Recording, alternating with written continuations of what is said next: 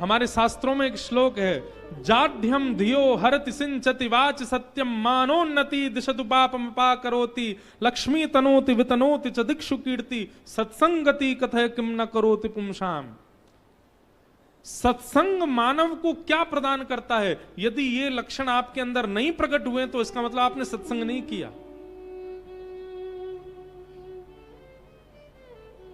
जाढ्यम धियो, सबसे पहली आपकी जड़ बुद्धि का हरण करता है सत्संग। आपकी बुद्धि कैसी हो जाती है? चैतन्य हो जाती है, जिसको हम अंग्रेजी भाषा में कहें ब्रॉड माइंडेड।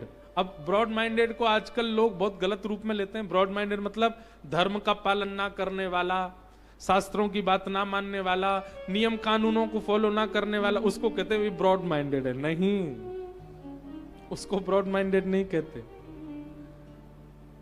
जड़ बुद्धि नहीं है, जिसकी चैतन्य बुद्धि है। ब्रॉड माइंडेड किसको कहते हैं पता है? सीढ़ी से उतरते उतरते पैर में मोच आई और तुरंत नीचे गिर गए। दुनिया बोली हाय राम, भगवान ने कैसी परीक्षा ले ली, पांव मोड़ दिया, गेड़ दिया, पांव में चोट लगा दी। तो ब्रॉड माइंडेड व्यक्ति क्या सोचता? नहीं, ठाकुर जी ने चोट नहीं लगाई है, कोई बहुत बड़ा हादसा हो ना, ठाकुर जी ने नेक में टाल दिया। इसको कहते हैं ब्रॉड माइंडेड।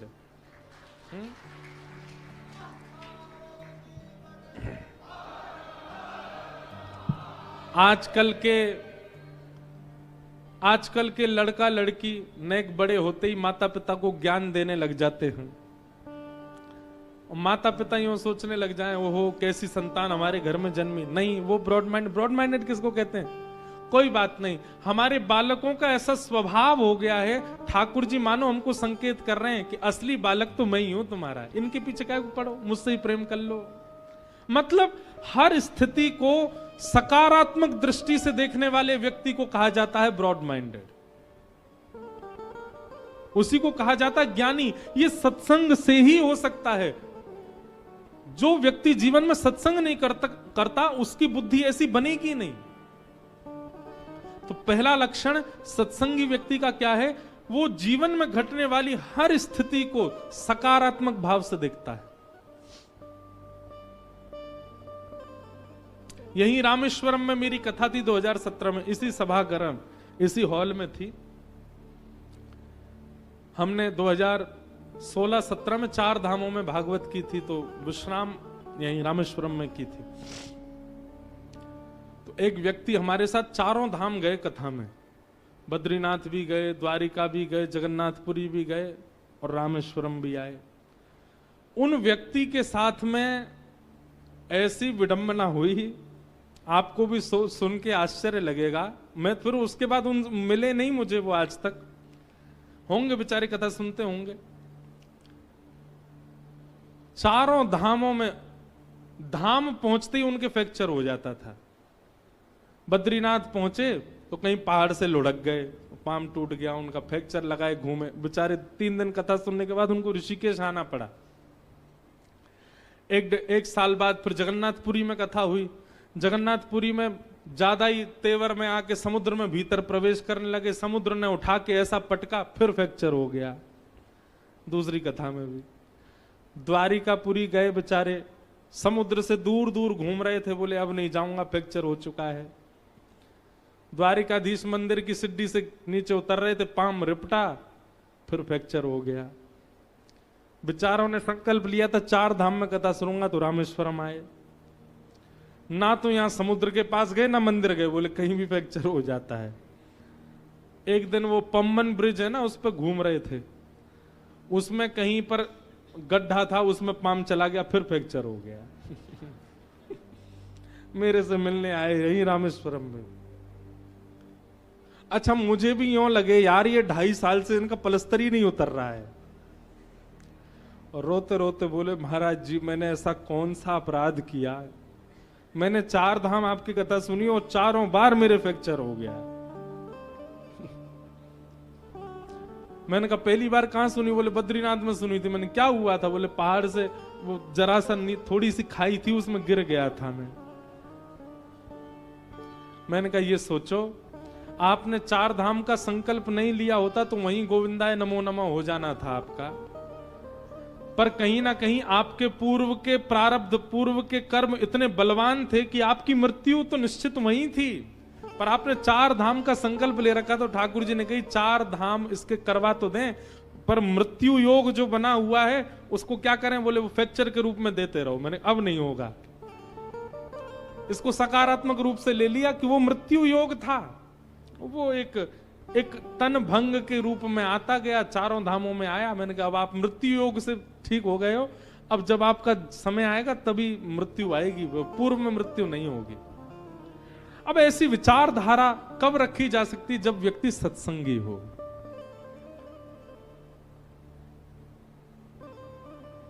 नहीं तो कई लोग बड़े उसमें रहते हैं, क्या बोलते हैं उसको, भ्रम में रहते हैं। एक व्यक्ति मेरे मित्र हैं, वो कोई भी काम करते हैं ना तो वो कितने बजे करते हैं? जैसे 5 बजे कर, नहीं 5:11 पे ही करेंगे। अब उनका कोई 5:11 पे बहुत बड़ा कोई काम हो गया था, तब से उनका नियम बन गया 5:11 पे ही काम करते हैं। मैंने कहा भैया तुम कथा वथा सुना करो, अभी कथा नहीं सुनते तो 24 घंटा में तुम्हारे लिए एक ही शुभ मुहूर्त है, कथा सुनना शुरू कर दोगे 24 घंटा शुभ मुहूर्त हो जाएगा। मैंने कहा फिर विचार नहीं करोगे कि इस समय करना है, ऐसे करना है, वैसे करना है। अब कई लोग कहते हैं पौन होता है ना, पौन पे कोई काम नहीं करना चाहिए, 1:45, 2:45, 3 इन पर चलना नहीं चाहिए, निकलना नहीं चाहिए, ये नहीं। कई बार तो हवाई जहाज ही होता है 12:15 बजे। अब हम हवाई जहाज में बैठ के पायलट से कहते सुनो भाई पौन पर मत उड़ाना, नहीं तो क्रैश हो जाएगा। कैसे काम चले? ठीक है मानो तो सब हो जाएगा, लेकिन जिसके ऊपर हरि कृपा होती है, कथा कृपा होती है, सत्संग की कृपा होती है,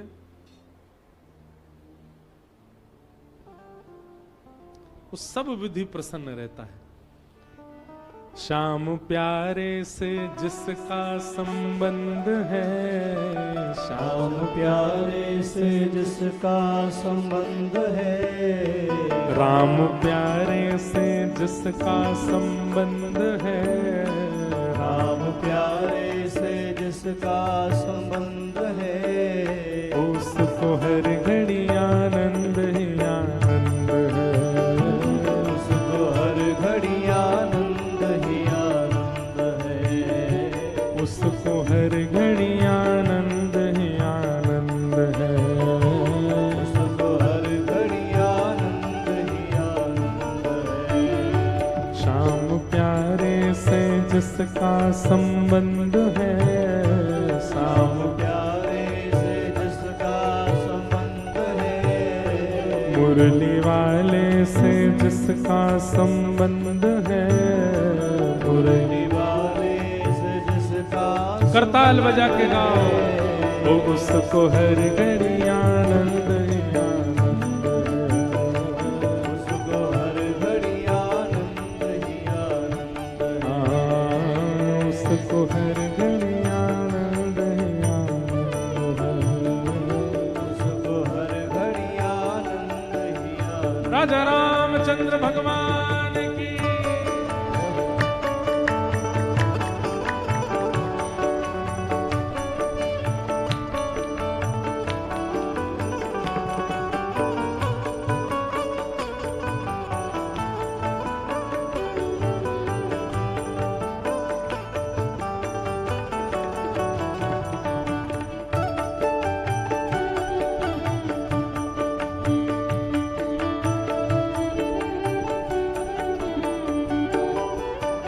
वो झूठी ममता से करके किनारा, झूठी ममता से करके किनारा, झूठी ममता से करके किनारा, झूठी ममता से करके किनारा, खोल के सच्चे प्रभु का सहारा, लेके सच्चे प्रभु का सहारा, के सच्चे प्रभु का सहारा, लेके सच्चे प्रभु का सहारा, जो उसी की रजा में रजामंद है, जो उसी की रजा में रजामंद है, जो उसी की रजा में रजामंद है,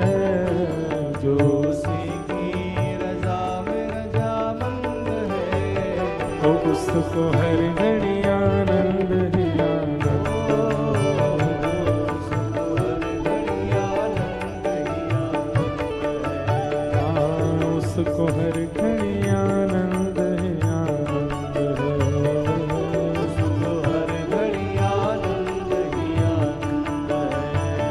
वो संत ऋषियों की वाणी को माने, संत ऋषियों की वाणी को माने, संत ऋषियों की वाणी को माने, ऋषियों की वाणी को माने, वो प्रेम भक्ति की महिमा को जाने, प्रेम भक्ति की महिमा को जाने, ओ प्रेम भक्ति की महिमा को जाने, प्रेम भक्ति की महिमा को जाने, जो संतों की ऋषियों की कथा वक्ताओं की गुरुजनों की बात मानता है, प्रेम भक्ति के पथ पर चलता है, उसके हृदय में बाल मुकुंद है, उसके हृदय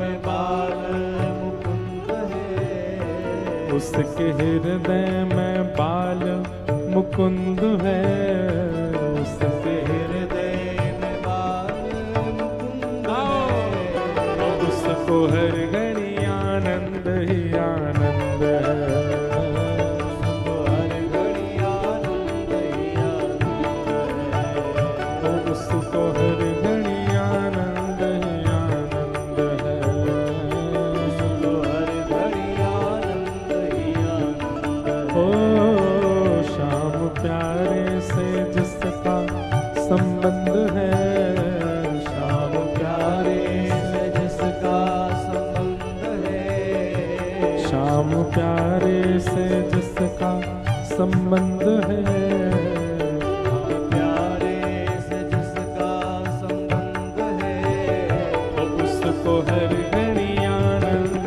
ही आनंद है, उसको हर घड़ी आनंद ही आनंद है, उसको हर घड़ी आनंद ही आनंद है। उसको हर घड़ी आनंद ही आनंद है। ओ राजा राम राम राम सीता राम राम राम, राजा राम राम राम सीता राम राम राम, राजा राम राम राम सीता राम, राम भाव से राजा राम राम राम सीता राम, हे राजा राम राम राम, राजा राम राम राम, राजा राम राम राम सीता राम राम राम, राजा राम राम राम सीता राम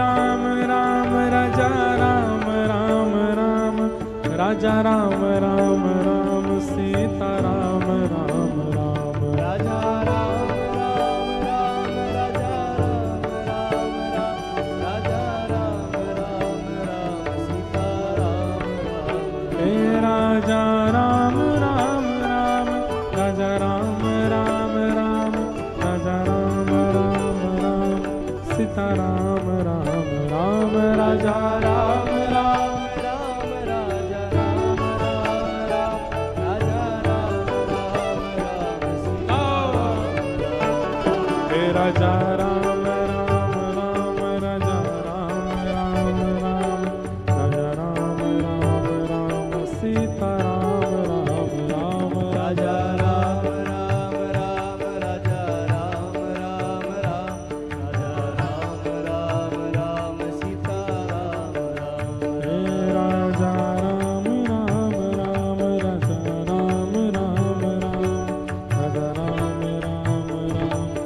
सीताराम राम राम राजा राम राम राम राजा राम राम राम राजा राम राम राम सिया राम राम ओ सीताराम राम ओ सीताराम राम ओ सीताराम राम ओ सीताराम राम ओ सीताराम राम राम ओ सीताराम राम राम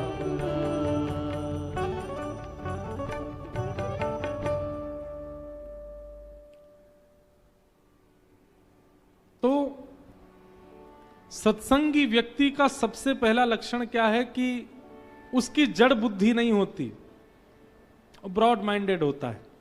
अपने जीवन में घटने वाली हर स्थिति को भगवत भाव समझ करके सब में सकारात्मक बुद्धि रखता है।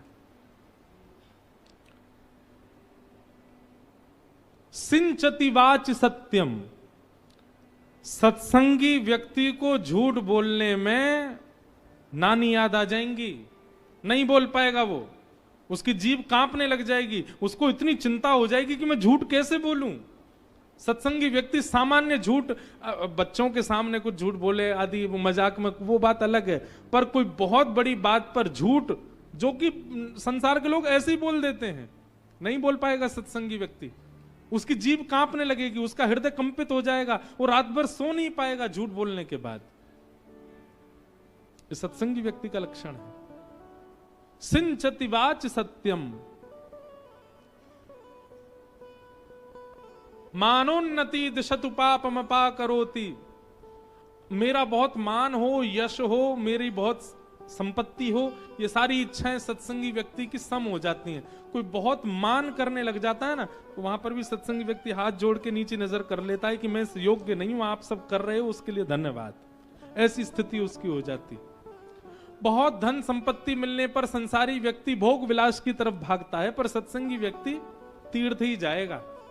इससे मैं और कितनी संत सेवा कर सकूं, इससे मैं और कितना वैष्णवों का उपकार कर सकूं, ये भावना रखेगा। सत्संग गति कथय किम न करोति पुंसाम, सब देता है सत्संग।